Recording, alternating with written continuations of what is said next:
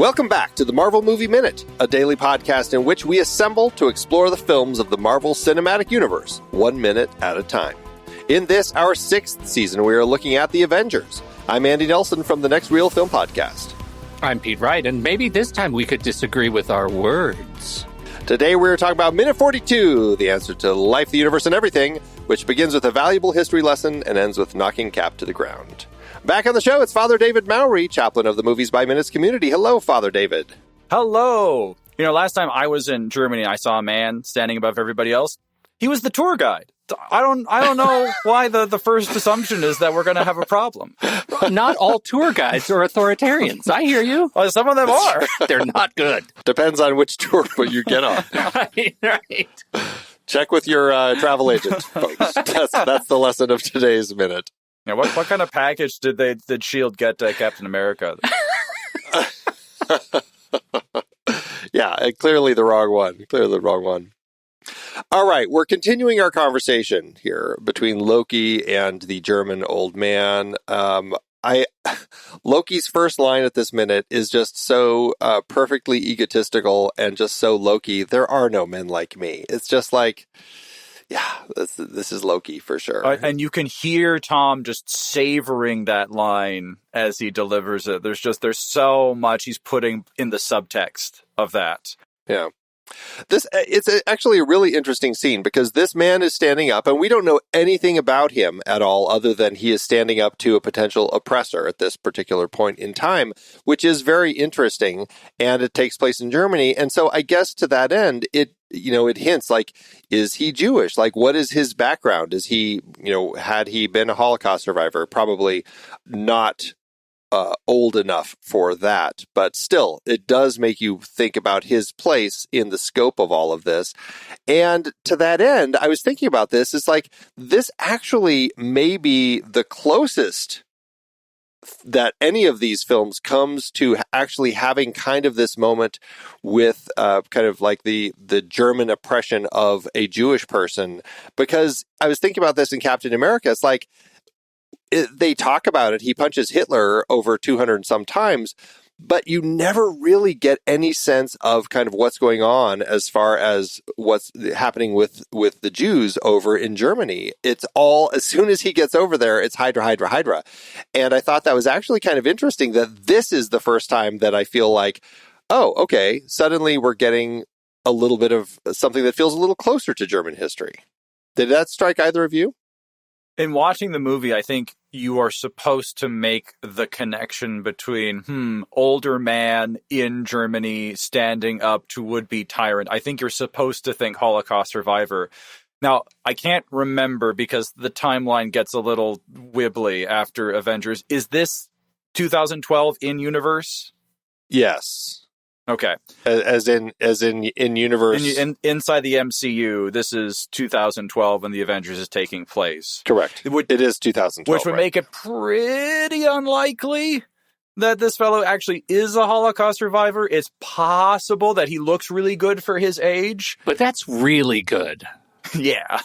The actor himself was born in 42, so if he would have been like an infant or toddler. Yeah. Mm-hmm. And so I guess it's possible. It's just, I don't know if he would really remember much other than the stories and all of that, So, yeah, I don't know. I think that I don't know. I guess I just find it interesting, especially like this is the point when Captain America enters this scene and kind of has this conversation. And it's funny because he's talking about Hitler and everything, but still, it's just, I don't know. I guess maybe it's just more interesting than any particular thing we're supposed to be pulling from it. But just the fact that the entirety of Captain America, the First Avenger, is really about Captain America stopping Hydra. And he never is really confronting Nazis ever in the film that we see. Yeah, that's actually a really interesting point. He's such a symbol of all that is the Nazi fight that they don't actually need to ever show him fighting Nazis because Hydra are the stand-in for the Nazis, right? That's really who he's punching and who he's, dealing with all the blue goo. When Cap says this line, is he actually referring to Red Skull when he talks about a man standing above everybody else? Like, wow, who did you think I meant? No, I meant the crazy guy who had like red skin all over. Who do you mean? Right. Oh, Hitler? I punched Hitler out a lot of times. It was the Red Skull guy that I actually had a fight with. That's kind of sad to think that he may not have enough context.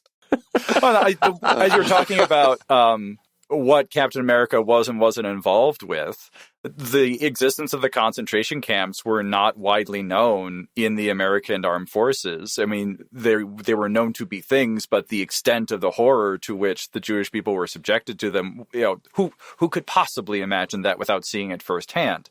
And Cap went into the ice before the liberation of those camps. So he would learn about it the same way that Tony Stark would learn about it, from reading the history of it.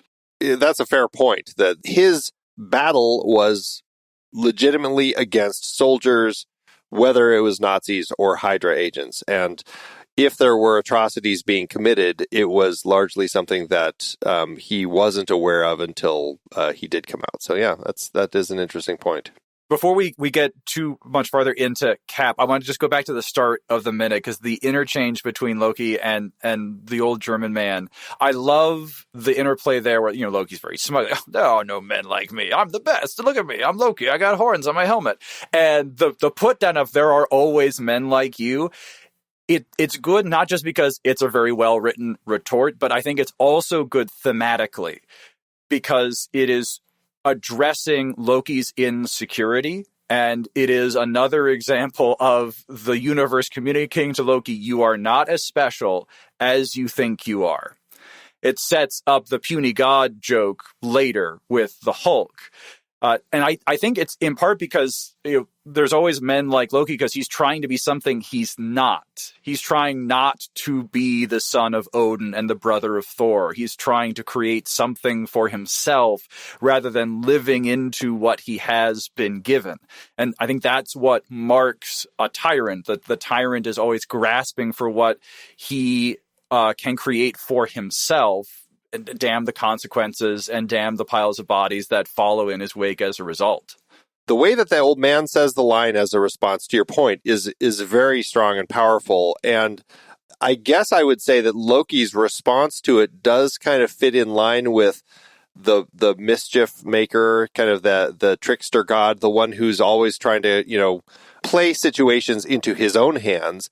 And the way that he instantly responds to the old man is to kind of snicker at him. And then it's just, it's kind of diminutive, but it's an interesting line. He says, look to your elder people, almost as if, this man is so wise and so strong, and he clearly gets it, but I'm going to kill him. And it plays in such an interesting way. I really like the way that I love the way Tom Hiddleston plays this entire conversation, but the way that Loki kind of does that and captures the essence of, yeah, you get it, but I'm gonna kill you as this is what your payment is for bringing this up in my moment of glory here.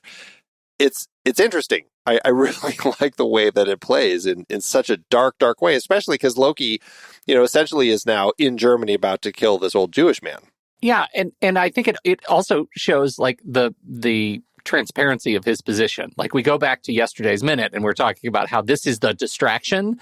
Like, turns out he didn't have much more than his big blustery speech. Like, there wasn't a lot of substance to it beyond, okay, now I'm going to kill this guy because he stood up to me. And the truth is, there's no punchline to my joke, guys. I just am here to pick a fight. And I think that sort of goes to the superficiality of the way Loki is handled still at this point in the Avengers, that there is this great setup and kind of a thin payoff that ends in a big action scene, which is awesome, and it makes Cap look great, and it makes the rescue look great, and it makes Cap and Iron Man together on screen in this great action scene look great. But I think it actually underplays the value of Hiddleston portraying Loki. He's a utility character here, and he matures later, and I think that's another beat that this movie sort of gives me. Mm-hmm. The fact that he does actually raise his scepter and intend fully to strike this man down, it does speak to something that the director was trying to do with Loki in a way that I feel gets lost because Loki becomes so likable later in the MCU. It's kind of like how Hulk has ended up changing. Like, we like Hulk so much in this film because he is so dark and dangerous. Yeah. And we lose that over the course of the franchise. Loki here is killing old men. Like, he is legitimately a terrible, terrible person. And it's this Loki that ends up getting his own TV show and everybody falls in love with because he's, he's so, clever and funny and handsome and all this sort of stuff. But it's like, I think people forget about these moments where it's like, this is a person who was striking down an old man just minutes ago. And he doesn't, and I guess that's why it ends up not being so, like, we kind of end up forgetting it because Captain America saves him and it turns into this whole thing. But it's here, and it's one of these things that, like, I feel like doesn't ever get talked about with Loki. Yeah, he fully intended to do it. The fact that he was thwarted does not change the moral blame that we can lay at his feet. Like, you were going to kill this old man. Yeah, and the fact that he was going to do it effortlessly, with thoughtlessly, that he was going to do it because he didn't have a payoff to his big joke or his big speech. Like, it was easy for him, makes him so vile, and yet Tom Hiddleston is so charming, and we really should extend that contract, right? This is the Doyleist kind of Watsonian approach to this movie. Is like, we have this performer who's so good and people clearly like what he's bringing to the character. Let's do some more with him. And as a result, we have to gaslight you a little bit and forget this scene that he was about to kill the old German and he was going to do it without any forethought. Yeah.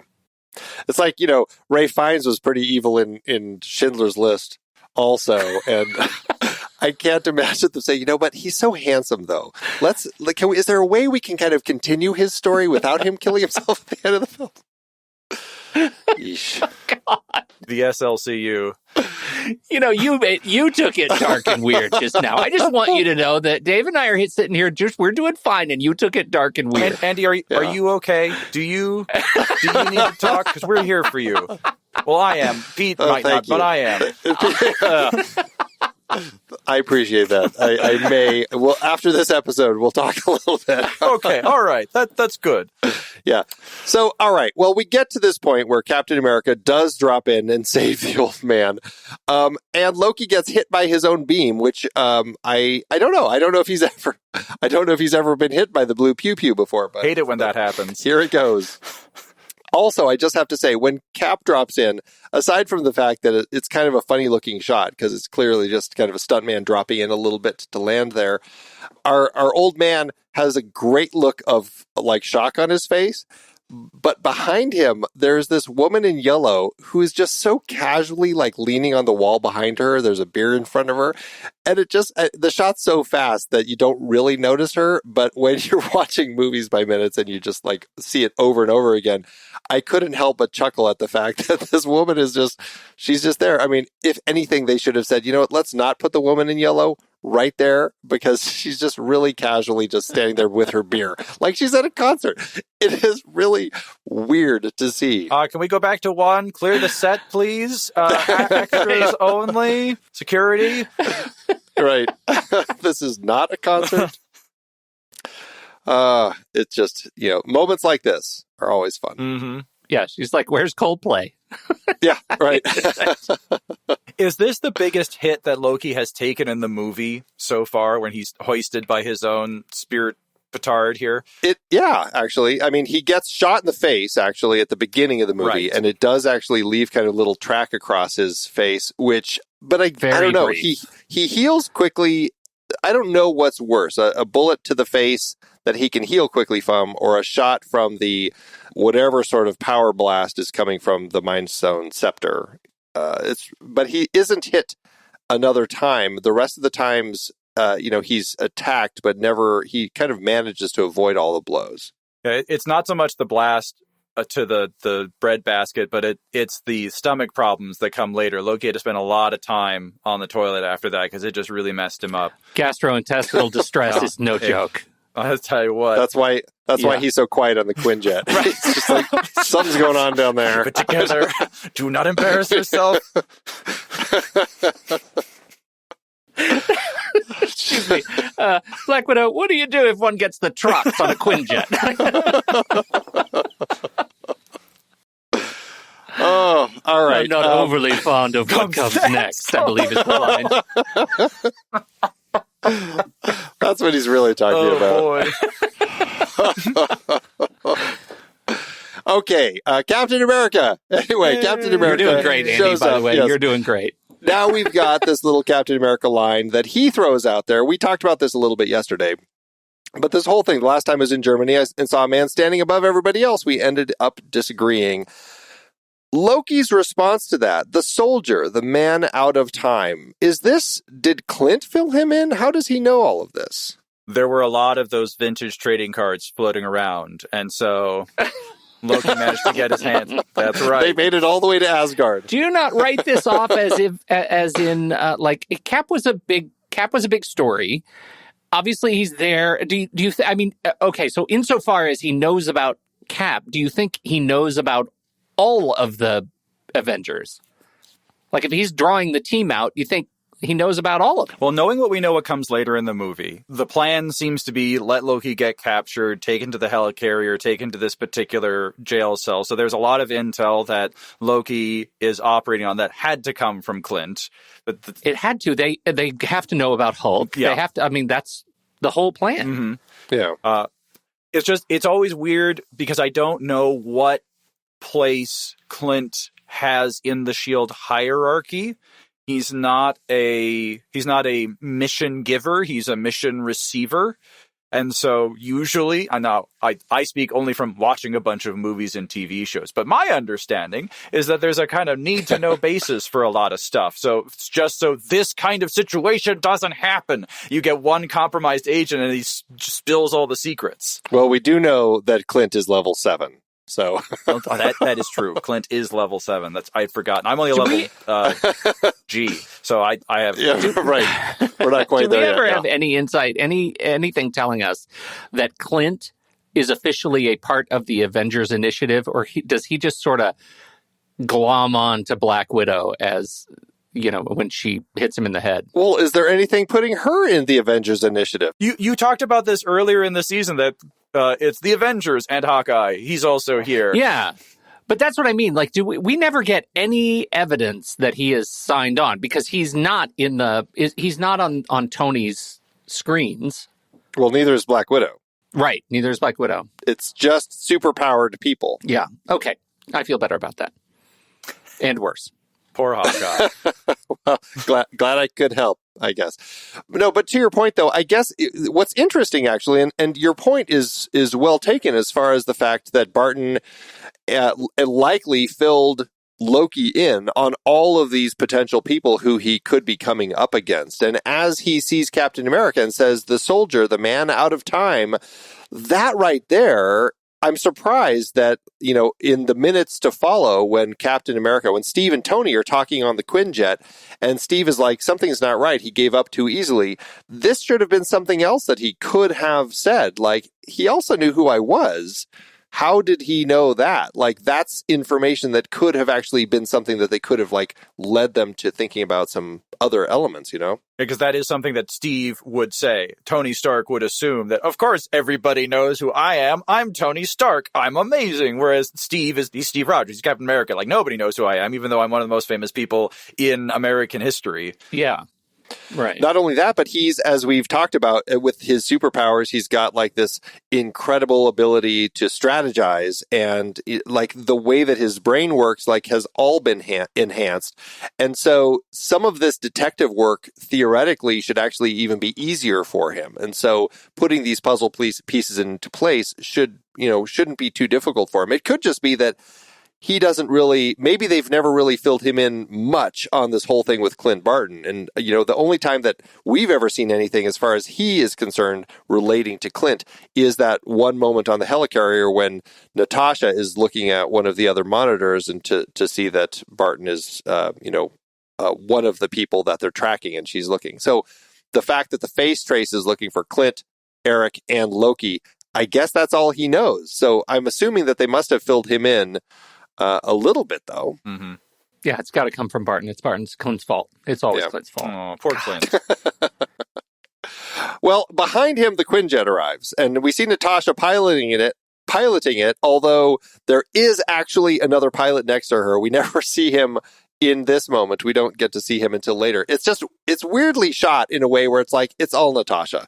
This other guy, he doesn't really matter. Who is the Nine Numb of the MCU? Who is... Exactly. I want to see those jowls. Uncredited pilot. Yes. So, but Natasha arrives, and I guess, she's got her little line as she shows up. Loki, drop the weapon, stand down, and then this is the fight. The start of the fight. Loki blasts. She clearly was expecting it because she dodges it fairly quickly, and then Steve and Loki come to blows here at this point, which really actually is good because it allows everybody else to finally get away. But I mean, what do you think? Does this work? Does Natasha showing up in the Quinjet, does all of this kind of play well for you? I think two things. First, before even the Quinjet shows up, as Steve is marching forward towards Loki, I love that you get people standing up in the crowd behind him. And I think this is another one of Captain America's superpowers, inspiration. His presence provides a shield for people to hide behind, that I can stand and make myself vulnerable, but Captain America's here. He's going to protect against whatever is going to come. And the smoke off of his shield is just, it's a great effect. I love that as he comes marching forward, that nice little puff of smoke as he moves forward. With Natasha, I mean, it's a great big cannon just kind of unfolding itself from the bottom of the Quinjet. How can you not love that? That is great. That's just pure Transformers kind of stuff. Although I will say that shot of the gun as it comes out, as cool as it is, it also reveals, and this is again to our conversation yesterday, it reveals this courtyard that everybody's standing in out in front of the building here. And then it also, you can see the side streets like passing by, and cars are just driving casually past. It's like, maybe they should have at least closed the streets down before they had cars just driving by without... Oh, yeah, I think it's another one of those art performances. Right. It's performance art. Street art in Stuttgart.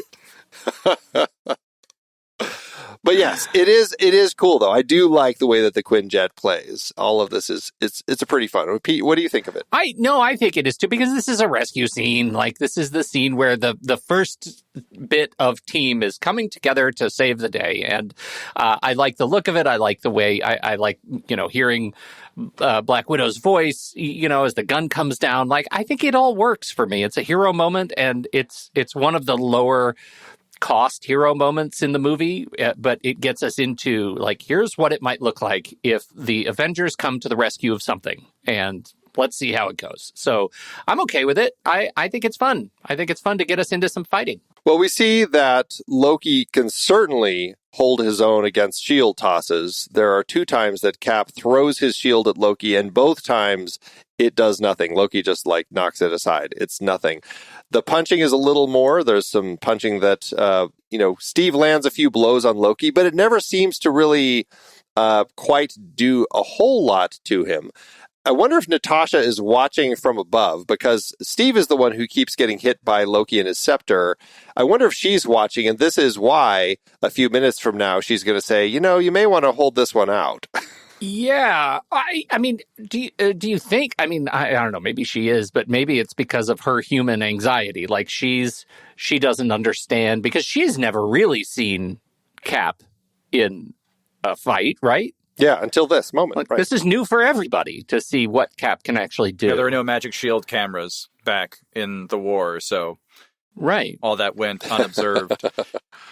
Exactly. Yeah, the 2 punches that stood out to me in this fight was the jab that Cap gets in on Loki's chin that just makes him turn his head, and he turns back like, well, that didn't work. And then, boy, when he punches Loki in the ribs, and the way the stunt actors sell this, it makes it look like he is punching a brick wall. It just hits Loki's body and stops. There's no momentum. There's no knockback on the other actor. So even though Loki is the lithe and nimble one of the Asgardians, he's still an Asgardian. Captain America, even at all of his super soldieriness, isn't quite ready to go toe-to-toe with Loki. Yeah. He does have that fantastic move, though, where he kind of drops himself backwards and then pushes himself back up. That's kind of a cool move. The athleticism is very impressive. Yeah. Where he bends at the knees to dodge underneath the staff and then stands back up from that position. It made my joints hurt just watching it. Ow, ow, ow, ow. Oh, yeah. Much of this movie does that. Yeah, right. No, it plays nicely, and yeah, I will see a little bit more of it in tomorrow's minute. But I do like the way that this fight is playing, and it does give us a sense of, can Cap hold his own against Loki, right? And that's we're trying to get a sense, and in a team movie like this, we kind of need to know who can hold their own against the particular villains, and like how so we know later in the film who is going to be in charge of what, basically. Mm-hmm. Well, in charge of what? But I think the other sort of overriding question is: should Cap need to hold his own against Loki? Right? This is a team movie. Like, we need to build the case that even if Cap is almost good enough for Loki, it's okay, because together they can achieve greatness. Good point. The only other note I had in this minute, I don't know if I'm hearing things or not, but as Steve is walking toward Loki, right after he kind of says his line, there is a moment as he's walking before Loki, or before Captain America finishes his line, there's a pause, and in the background, I can't tell if I'm hearing a hint of an audio drop of just a very subtle hint of like some Nazi propaganda, rally footage. But I feel like maybe there's something there. I don't know if anyone else can hear that or if it's just me and my headphones. But I think that it would be a really interesting play to throw something like that in the audio, just to kind of add another little subtle nod to Germany and Steve's time there and everything that was going on in Germany in the 40s. I'm listening to it, I can hear some low murmuring brass, like a low trombone, French horn, maybe tuba, I don't know, which certainly is evocative of the Wagnerian effect that Hitler was going for in his rallies. And it does, it is a nice, if that's what they're doing, it's a nice audio callback. It's so subtle, though. If they were going for that, again, it's a comic book movie. They had the string quartet as Loki comes sweeping down the stairs, so I think they would have had a moment to let that music breathe in order for everyone to get the joke, so to speak. Sure. I love how dutifully you responded to that, David, because mostly I'm just delighted at the fact that Andy's edited too many podcasts and now he's just hearing stuff.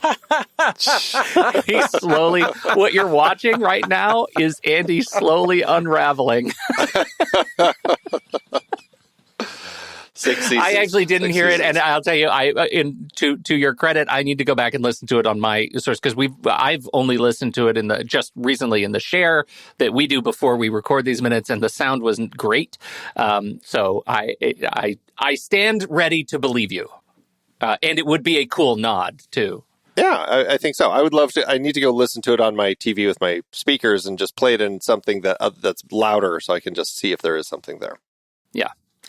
Well, I think this is the moment for Christ and the Cape, if you're ready, Father David. Well, I am always ready to launch into Christ and the Cape. So I referenced in yesterday's minute that there's something that this movie does in a moment of heroism that's really important for the rest of the MCU. And the moment of heroism I'm talking about is this old man standing up. Because what does this man hope to accomplish by standing up to Loki? He is not a superhero, and he knows that. But he is standing up for what he knows is right, that you do not submit to tyrants. You do not submit or unfold in the face of fear. And that makes his heroism greater than any of the Avengers. Because, Cap has his shield, Black Widow, her plane, Iron Man, his suit.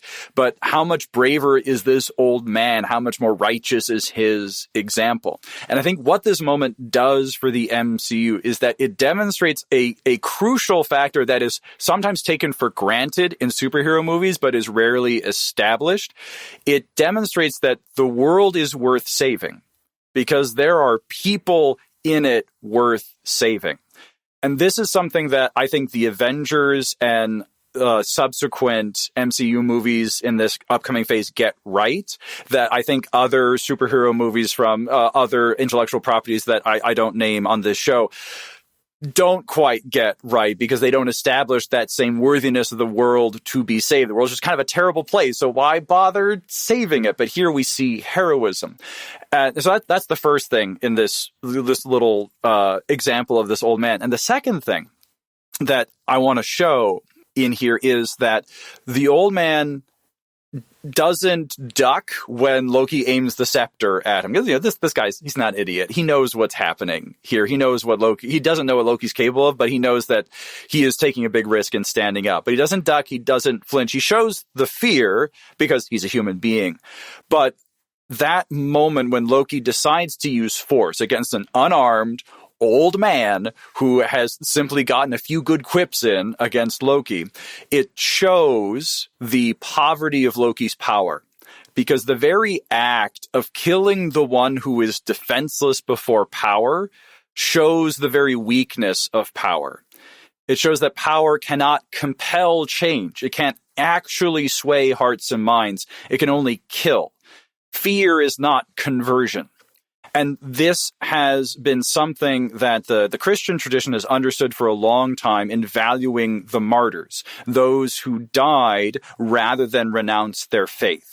Because from a purely worldly standpoint, like looking at this old man, why would you stand up in the face of oppression? Why not just kneel to Loki, get it over with, keep your head down, believe what you want to believe in your heart, and just pay lip service to whoever's in charge? But if everyone does that, then the tyrants all win. The truth is never authentically proclaimed. That law of freedom that we talked about yesterday is never given a hearing, never given as an invitation to people. And so the martyrs represent for the Christian faith this culmination of the freedom that's given to the believer, that no worldly power, no army, no Colosseum, no gladiator, no sword, no legal system, nothing that human beings can create can take away the truth that causes the martyr, which comes from a Greek word meaning to witness, that causes the witness to stand up. And so this old man is a witness. He is a witness to a truth. That there are always men like Loki. There are always going to be men demanding to be knelt to, but we don't kneel to them. And that truth is real enough to die for, because in dying, that truth is affirmed. Just the tyrant showing his power shows that he doesn't actually control anyone. He can't actually change anybody's mind. And that's what makes the world worth saving, that there is in the world something worth avenging. There is something worth fighting for and saving, because there are people who are willing to witness to the truth, to witness to goodness, and stand up for it, even when they don't think anybody's coming, even when the police are nowhere to be seen, when there's no German SWAT team about to descend on the courtyard. They don't know S.H.I.E.L.D. is coming, but still this man stands up and offers that witness. I don't know if of course, astute observations as always, Father David, and yet here I am thinking to myself, maybe it makes total sense that the Avengers continue their slow march toward fascism, that we have to have this individual stand up to recognize that even though Captain America is coming to his aid, it really is the sort of that sort of Western savior. When I think what this guy demonstrates, and what I'm hearing you say, is we don't need the savior because we already have spines of our own. We're willing to sacrifice ourselves for the right. Mm-hmm. And that's the G.K. Chesterton, who is a British apologist and Catholic writer, said that there's nothing more romantic in the world to fight a losing battle and then not lose. And that's what we see in this minute. This guy's he's fighting a losing battle. He cannot win against Loki, but he doesn't lose. Captain America saves him, and that's one of that's one of the things that the Christian idea has given to the Western world, that there is a romanticism in the losing battle, but that idea of the last minute salvation of things suddenly turning to the good. Right. Like what would have happened here had Captain America not arrived just in the nick of time, had the old man been slain by Loki, what would have happened? would the rest of the people have taken that as a moment to stand up against Loki and actually take him on? Mm-hmm. You know? I mean, perhaps that would be the direction that this crowd would take. Like, you can't do that to that guy. I mean, maybe not. It's an interesting thing to kind of explore what his message is, and that last minute salvation that we have here, and then potentially, what is it that by Captain America coming in to save the day right at that last minute, how does that shift the conversation from that point forward? Mm-hmm. Really interesting stuff. Well, that's a great way to end this minute. Thank you so much for bringing that, Father David. We always appreciate these little bits with you, bringing so much thought into the show. So thank you. We certainly appreciate it. You're welcome. Because mostly we're just bringing a bunch of nonsense. So it helps having you in here smarten us up once in a while. Oh, come on. Give yourselves a little credit. Oh, no. It is wonderful, though. We definitely appreciate it. We will be back to talk about Minute 43 with you tomorrow. So we'll wrap things up. Tell everybody about where they can track you down and what you're up to. You can track me down on Twitter. You can follow me at Father Mowry. That's FRMOWRY. Sometimes I tweet things, but it's a little far and few between because so often my drafts are more complete than my actual tweets. I start writing something and they're like, no one wants to read this, which is why I'm on a podcast, because I can't take anything I say back. Gotcha. Aren't we all? Yeah.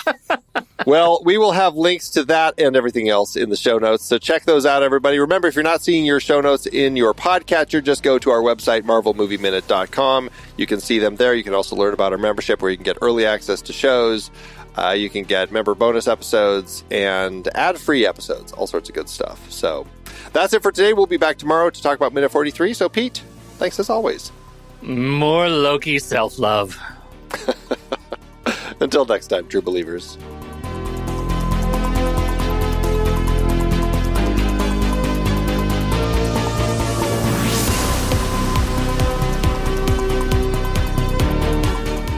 Marvel Movie Minute is a production of True Story FM, engineering by Andy Nelson. This season's music is Message to the World by Anthony Vega, and this season's show art is by Winston Yabo. Find the show at truestory.fm. If your podcast app allows ratings and reviews, please consider doing that for our show.